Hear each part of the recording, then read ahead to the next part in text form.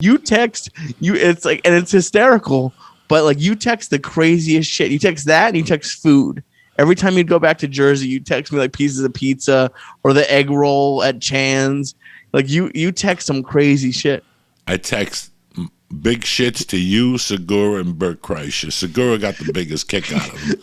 You can't text a shit picture on Twitter because then you'll get 22,000 back.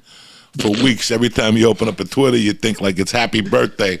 It's a big piece of shit with shit all over the toilet. You can't do it on the Instagram or anything like that. No, you but can't do do it to each on other, I would send them to fucking Tom, and Tom would actually look at it, enlarge it, and go, "What the fuck? It's 22 inches. What did you eat?" You know, it would really mess with Tom's insides. Like, what? Why would you send me this? Now I got to take a shit to match it. You know, what am I gonna do? I mean, it was just, people have no idea the craziness that was going on. Then after Lee's apartment, we moved into an office in like a horrible part of town. Oh yeah, didn't you hit somebody with your like car door at the 7-Eleven? I hit him with something? the car. That 7-Eleven was, guys, it was fucking real. There was a 7-Eleven on Magnolia and whatever. Over Lancashire, past Lancashire. What was our street? Not Compton. Cahuenga, maybe. Cahuenga. It was Cahuenga, and there was a 7-Eleven there that, you know, had his moments. From time to time, a Hindu got hit. You know, a homeless guy would throw a bottle of fucking milk at him or something. Then you had the Laurel Canyon 7-Eleven, which was fucking ISIS. Yeah. Every time you went in there, they had the turbans on. They had really the fucking did. Music on. After 8 minutes, you'd be fucking saying jihad because they would play the music on loud. Like, you'd be in there going, next thing you know, you're dancing, jihad, jihad, fuck America. And then they killed the owner.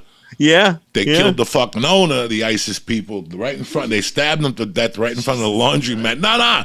People, you got to be in on this shit to believe it. But then there was another 7-Eleven on Burbank and some street. It was in Burbank. We rented an office. It's Burbank and Cahuenga. Burbank and Cahuenga. It was a dump. The office was a dump. Oh, yeah. It had no windows. No AC. No AC. The table, and we had an African-American accountant next to us, so a consultant. Not even that. It was what do you get? A notary. A traveling notary. A notary republic. She fucking hated us. She hated us from day one. We weren't, and we there was no window, so we couldn't smoke weed in there. And we didn't. We never smoked weed in there once. We smoked the vapor pipe that you can't smell. And we have Felipe in there one day, and next thing you know, she's banging on the fucking wall. If you listen to the Felipe episode, she's banging on the wall. We're fucking ignoring her. We're laughing our asses off. Then we were in there, and there was an earthquake with Rick Ramos. Oh, Jesus, I forgot about that. The earthquake with Rick Ramos, when we were in there and we just stopped. That was a tremendous podcast moment. We had my uncle in there. Yeah, we did do with Jerry Rocha. Yeah. And then we took over. Then we were going to move out to like fucking the barbecue place all the way out there in North Hollywood. And that was just a dump. The guy's like, I walked in there, I was there 3 minutes and I'm drenched with sweat. And I go, what's up with the air conditioner? The guy goes, it's on. Oof. I go, are you fucking crazy? What is it at? And he goes, 78. What normal people put it at. I go, not in my house. No. My shit's at 52. There's penguins fucking running around the house, the vent, the whole fucking thing.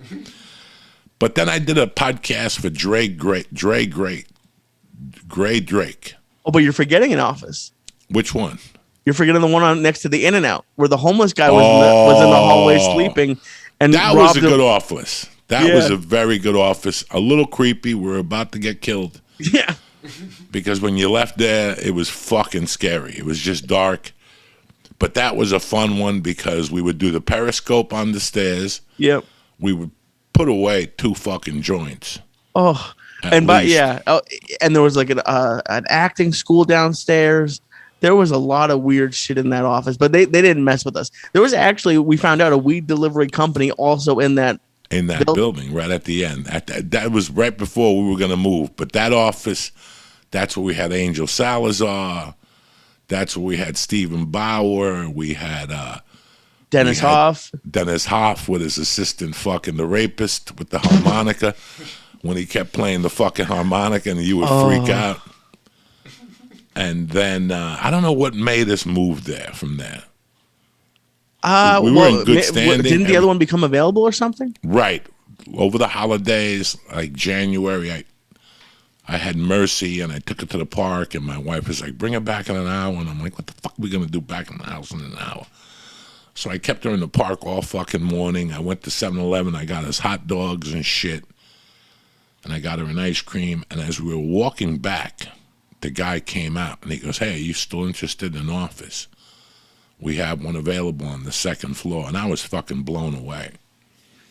You know, he goes, it's going to take a week because we got to get the caskets out of there. I go, what fucking caskets? Because across the street was a funeral parlor and they were using it as a casket place. I didn't know that. Jesus Christ. I didn't know the caskets were being stored in there. Yeah, there were caskets in there. What are you fucking nuts? And that was the final office. We were in there for 4 years and it was just tremendous. That office was, I still remember breaking the walls down, how painful it was. You know, it was kind of not bueno. But, you know, Lee, we did the 8 years. You got the fucking Lee Syatt in outer space, which hopefully someday you'll turn into an NFT or you just going back. Oh, that's coming. And it was just really weird. How did you feel when I came to you that day and said, because it was about a year ago. Yeah, well, you emailed me. It was about a year ago that I said, you know, I think it's time for us to end this. How did you feel at first? Well, I wouldn't have stayed in LA nearly as long as I did if it wasn't for the podcast. I didn't like it. I miss some people in LA and I miss the weather right now, but I never liked LA. There's always going to be a little bit of sadness. But it wasn't really out of the blue. You'd been talking about leaving for like 3 or 4 years. It felt like, at least, like no like nailed down time. But you know, I always, because I've said this for months and people ask, I honestly feel like our relationship is better now.